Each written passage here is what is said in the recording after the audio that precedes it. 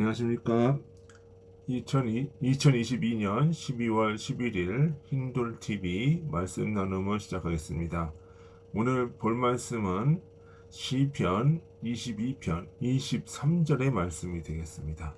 시편 22편 23절의 말씀 제가 봉독해 올리겠습니다. 여호와를 두려워하는 너희여 그를 찬송할지어다. 야곱의 자손이여 그에게 영광을 돌릴지어다. 너희 이스라엘 모든 자손이여 그를 경외할지어다 라고 기록하고 있습니다. 잠깐 기도하신 후에 두려움이라는 제목으로 말씀 나누기를 원합니다. 같이 기도하시겠습니다. 하나님 감사합니다. 오늘도 주님의 말씀을 따라서 두려움이라는 제목으로 말씀을 나누기를 원합니다. 두려움의 의미가 무엇인지, 무엇이 우리를 두렵게 하는 것인지 생각해 보기를 원하노니 주여 함께하여 주옵소서. 예수님의 이름으로 기도드리나이다. 아멘. 먼저 우리 두려움에 대한 이야기를 해볼 건데요. 우리 살면서 이 두려움에 대한 생각을 많이 하죠. 두려움을 많이 느낄 때가 있죠. 어떤 일에 대한 두려움도 있고, 어떤 사람에 대한 두려움도 있고, 어떤 상황에 대한 두려움이 있어요. 근데 여러 가지 두려움이 있는데, 이 두려움의 근원이 무엇일까? 이 두려움에는 크게 두 가지 대한 두려움이 있습니다. 하나님을 두려워하는 경외심이라고 하는데, 이 경외함이 있는 것이고, 또 하나는 이것은 하나님을 경외한다라고 하는 것은 이제 사랑이 있는 거죠. 그러니까 진리에 대한 사랑으로 하나님을 경외하는 하나의 측면이 있는 것이고, 또는 진리에서 벗어났을 때, 내가 어떤 잘못을 했을 때, 그 마음의 소리에서 나오는 경고음에 대한 경고음이 두려움으로 표현되는 경우가 있습니다. 그래서 어떤 죄인들이 죄를 범하고 나서 이 죄가 드러날까 하는 두려움, 이런 것이 이제 있는 것이고, 또 하나는 이 진리를 사랑한 나머지 이 자기 자신을 보니까 이 진리와의 격차가 너무 크단 말이에요. 거기에서 오는 두려움이 있는 것이죠. 하나는 진리를 맞닥뜨리기 싫어하는 두려움이고, 하나는 진리를 향해서 가기 위한 두려움이라 이렇게 생각해볼 수 있겠습니다. 그러니까 우리가 제일 먼저 이 성경에는 여러 가지 케이스 경우에 예를 들어서 이제 두려움들이 나오는데, 아브라함의 두려움, 아브라함이 하나님을 어떻게 경외했는가, 아브라함이 하나님에 대한 경외는, 이것을 한번 생각해 봅시다. 경외는 하나님을 사랑함으로 나오는 두려움이에요. 내가 나를 사랑하는 줄을 알았다는 말은 두렵고 떨리는 마음으로 사랑하고 있음을 의미하는 거다. 내가 나를 경외하는 줄 안다. 사랑과 함께 존경하는 마음까지 나오는 거죠. 존경하면서 두려워하는 그 마음, 그것이 경외다 라는 얘기예요. 너희 이스라엘 모든 자손이여, 오늘 본문 말씀에 보면 너희 이스라엘 자손은 모든 자손이여 두려워하라 라고 얘기를 했어요. 천사가 공중에 날아가면서 큰 소리로 하나님을 두려워하여 그에게 영광을 돌리라 라고 계시록 6장 6절에서 7절에 말씀하고 있습니다. 그러니까 지식과 하나님을 경외하는 지식은 그 진리의 지식을 가지고 주님을 사랑하는 것을 인식하는 거예요. 아, 주님을 사랑하는 것이 이런 것이구나라는 것을 인식할 때 그것이 진리의 영이 하는 역할이라, 지각력이라, 하나님을 두려워하는 지각이 생긴다는 거예요. 그러니까 하나님이 두려워한다는 것은 진리를 인식함으로써 그것이 나에게 들어오는 경외함으로 표현된다는 거죠. 여호와를 경외하는 도는 정결하다고 했어요. 주님 사랑에 근거한 경외심이기 때문에 정결한 거예요. 그러니까 주님의 정결하다는 거면 정하고 깨끗하다는 말이죠. 깨끗하다. 응? 결점이 없고 깨끗하다는 거예요. 응? 그러니까 이게 무슨 얘기예요? 그 두려움을 주님 사랑에 근거한 것이기 때문에 주님이 그것을 깨끗하다 하신다는 거예요. 순수하다라고 하는 거예요. 그렇지만 두 번째로 이제 또 생각하는 것은 야곱의 경외로움이 있어요. 야곱이 천사가 하늘 사다리 오르락내리락 하는 꿈을 꾸고 잠에서 깨어 두려워했다라고 창세기 28장 17절에 얘기하고 있습니다. 야곱이 잠에서 깨어났다는 말은 영적으로 깨달음이 왔다. 영적으로 밝아졌다. 영적으로 개발된 상태라는 얘기예요. 여호와께서 야곱 이곳에 계신 것이 확실하고 두렵다라고 얘기했어요. 그러니까 이전에는 불명확하고 희미했지만 지금은 신성한 상태로 깨달은 것이다라는 거예요. 신성한 상태. 전에는 뭐야? 잘 모르고 방황하고 이런 어두움의 상태였지만 깨달음이 오면서 이제 주님의 신성이 이른 상태, 신성함에 이른 상태, 그것이 바로 무엇이다? 잠에서 깨어난 상태다. 개발된 상태다. 즉 거룩한 상태로 인해서 그 깨어나서 보니까 주님을 보고 경외하게 되는 거예요. 두려움을 느끼는 거예요. 깨닫고 나니까. 우리가 깨닫기 전에는 주님이 어떤 존재인지, 어떤 두려움의 상황인지, 존재 자체가 희미해 버리니까 어떻게 두려움을 느낄 수가 없죠. 하지만 주님을 알고 주님을 깨닫게 되면 그 거룩함 앞에 자기 자신이 두려워지는 거죠. 이걸 사랑하기 때문에 거기에 이르지 못하는 자신이 두려워. 그래서 그렇지만 이쪽으로 가려고 하는 두려움이고, 또 하나는 그 상태가 바로 무엇이요? 계명한 상태라는 거지. 응? 그렇지만 또 하나 그 두려움을 아예 피해서 자기 자신을 합리화시키는 두려움이 또 하나 있고. 그러니까 이거는 죄의 상태로 더 떨어지는 그런 두려움이라는 얘기죠. 또 요셉이 하나님을 경외하는 그 케이스가 또 있습니다. 요셉의 경우, 요셉이 형들을 위해 옥에 가두고는 자신은 하나님을 경외한다고 말했어요. 창세기 42장 18절입니다. 세상 가운데 있는 사람은 하나님의 사랑이 두렵고 떨리지만 하나님을 사랑하는 자는 하나님을 경외하는 거예요. 왜? 세상 사람들은 어떻게 해요? 두렵고 떨려요.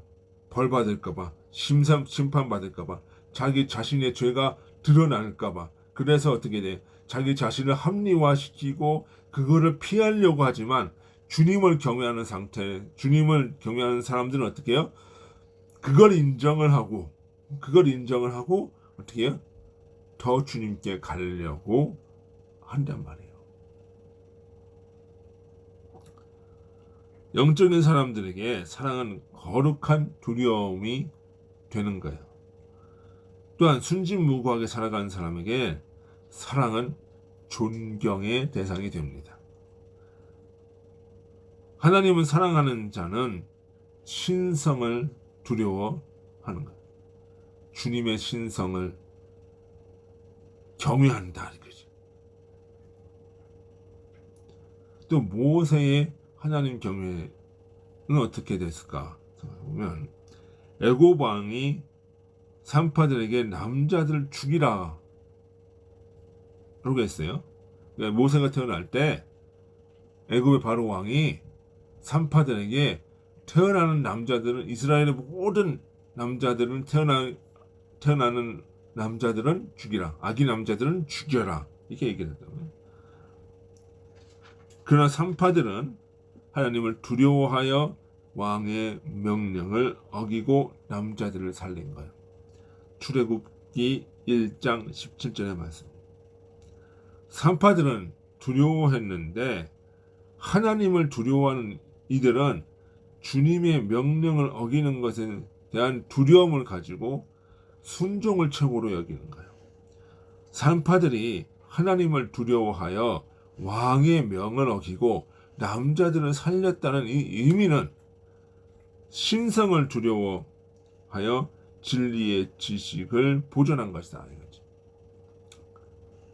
자식이라고 하는 것은 진리의 지식을 의미하는 거예요. 이스라엘의 자손을 보존하는 것은 진리의 지식을 보존하는 거예요. 이스라엘의 남자들은 뭐예요? 진리의 지식이에요. 그러니까 진리의 남자들을 보호한다. 이스라엘의 남성을 보호한다. 이것은 뭐예요? 진리의 지식을 보호하는 것이고, 또 이스라엘의 여성을 보호한다. 이건 뭐예요? 그 진리의 지식에 대한 사랑을 보호하는 거죠. 그러니까 진리에 대한 지식이 무너지지 않도록 산파들은 그를 보호했다. 이렇게 얘기해요. 자녀를 살리는 것은, 그러니까 영적인 의미로는 진리가 생산되어 증가되는 거, 증대되는 거예요. 주님이 이 아브라함에게 내 씨가 바다의 모래알 같이 될 것이다라고 하는 그것은 단순히 그냥 종족이 번식된다라고 하는 것이 아니라 진리의 지식이 그와 같이 창대해질 것을 얘기를 한다는 거죠. 산파가 하나님을 경외하였으므로 하나님이 그들의 집을 왕성케 하셨다. 이게 집이라고 하는 것은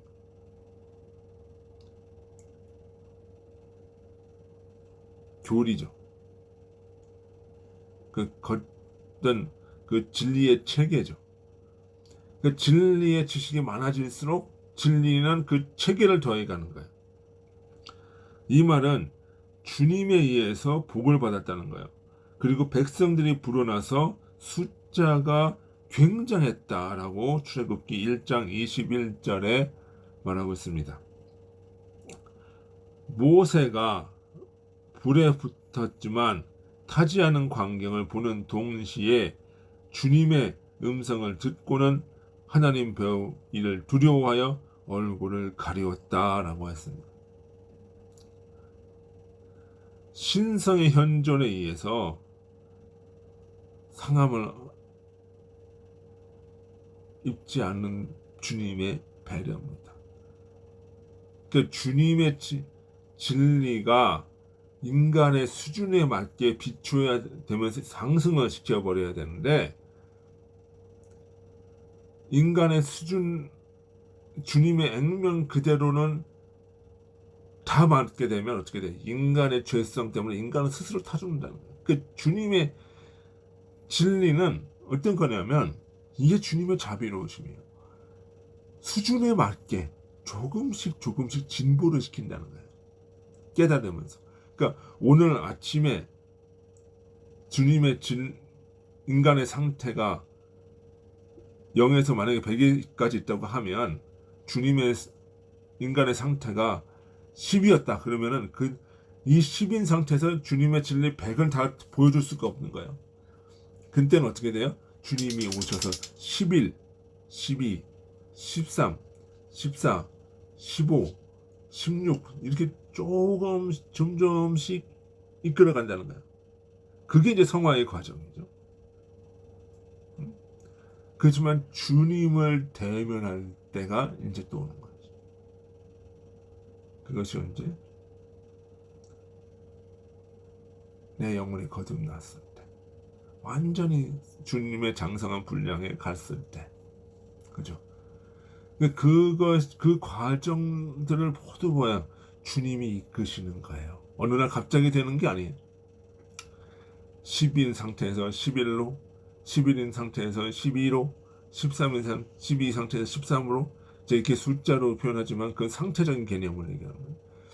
진보에 나가는 거다. 근데 만약에 10인 상태인데 주님이 그냥 100을 다 보여주면 그 사람들은 타 죽는다. 그래서 얼굴을 가렸다. 조금씩 보여주는 거죠. 이 구원이라고 하는 것이 그런 거예요. 그러니까 우리가 자꾸 착각하기 쉬운 게 어느 날 나같이 구원받았다 해서 그 사람이 구원되는 게 아니에요. 내가 구원받았다라고 하는 것이 100% 구원되는 게 아니란 말이에요. 뭐예요? 그렇게 되진 않아요. 어떻게 돼? 10에서 11로, 11에서 12로, 12에서 13으로 조금씩 진보해 나가는 거죠. 천국을 향해서 가까이 가는 거죠. 근데 어느 순간에 나 구원받았어. 근데 나는 전에는 다 죄인이었는데 나 구원받았어. 그러면 0에서 100으로 가는 것과 똑같다. 그게 어떻게 가는 거냐? 그런 일은 있을 수가 없다. 다만 뭐야? 10에서 11로, 11에서 12로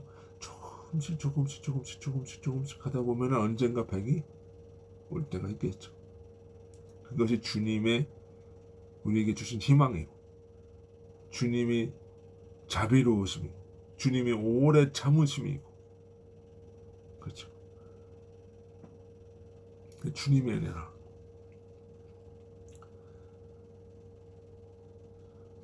두려워한다는 것은 결국은 뭐 하는가요? 주님의 진리심을 깨닫고 내 진리의 상태를 보면서, 나의 상태를 보면서 이쪽으로 가고자 하는 두려움, 이것은 경외합니다. 그렇지만 뭐예요? 주님의 딱 맞닥뜨렸을 때 나 자신은 너무 죄가 많으니까 내 죄를 합리화시키고 어떤 가림막을 치고자 하는, 도망치고자 하는 이 두려움은 뭐야? 인본주의라는 거, 죄라는 거죠. 그 두려움은 주님의 경외하심과는 상당히 먼 거죠. 그러니까 양심의 소리를 우리가 주님의 형상이라고 해요. 양심을. 그러니까 주님의 형상을 이루는 간 사람들은 어떻게 양심의 소리에 귀를 기울이고 그 양심대로 가고자 해요. 그렇지만 두려운 나머지 양심을 닫아버리고 자기 탐욕으로 가는 사람들이 있어. 그것이 뭐예요? 양심의 화인을 맞았다, 이렇게 얘기를 하는 거예요. 전자는 두려움, 경외함이에요. 양심의 소리를 듣고 양심을 경외함으로 따라가는 자는 주님의 섭리, 주님의 은혜를 받는 자고, 그 양심의 소리를 닫아버리고 피하는 자는 죽음의 상에서 나아가는 이리떼와 같은 사람들, 탐욕의 존재들이다. 그것이 두려움입니다. 그건 죄악의 두려움이죠. 죄악된 두려움이죠. 먼저 본 건 뭐예요? 천국으로 가는 두려움. 그 똑같은 두려움을 보더라도 우리는 어디를 향해 가야 돼요? 양심과 하나님을 향해서, 진리를 향해서 가도록 해야 된다는 것입니다. 오늘은 진리에 대한 두려움 첫 번째 시간을 나눠봤습니다. 이어서 다음 주에도 두려움에 대한 이야기를 계속 나눠보도록 하겠습니다. 예, 수고하셨습니다. 오늘 잠깐 기도하고 마치도록 하겠습니다. 하나님 아버지, 참으로 감사합니다. 오늘 우리가 두려움에 대해서 생각해 보았습니다. 두려움을 가지고 주님께 나아가는 자가 되게 하시고, 두려움 때문에 나 자신을 감추고 주님께서 도망쳐서 양신의 화인을 맞는 악한 악의 길로 가지 않도록 아버지 인도하여 주옵소서. 예수님의 이름으로 기도드리나이다. 아멘. 예, 수고하셨습니다. 안녕히 계십시오.